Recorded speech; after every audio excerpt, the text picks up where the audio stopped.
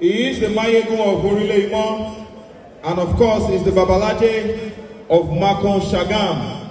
If your hands are not too busy, please join me as I welcome into our main chief, Adetola Dosumu Tolados. Thank you so much for joining us.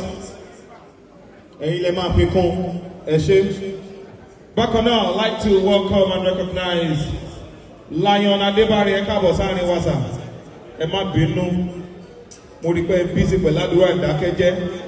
Ladies and gentlemen, if you are here and you are Yoruba and you are proudly Yoruba, please put your hands together and celebrate yourself.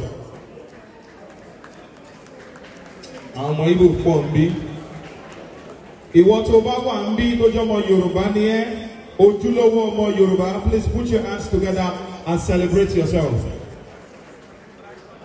Do we have anybody from Ondo State in the house? If you are here and you are from Ondo State, please put your hands together and celebrate yourself.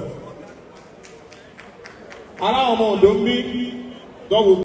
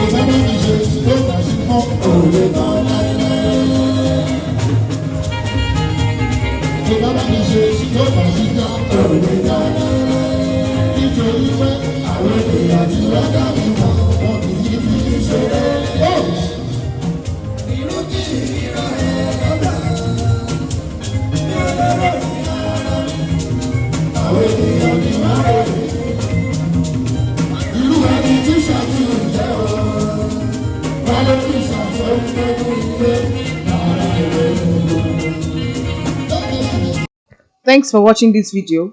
Please don't forget to click on the subscribe button. Kindly comment and share. We drop new videos daily. Thank you.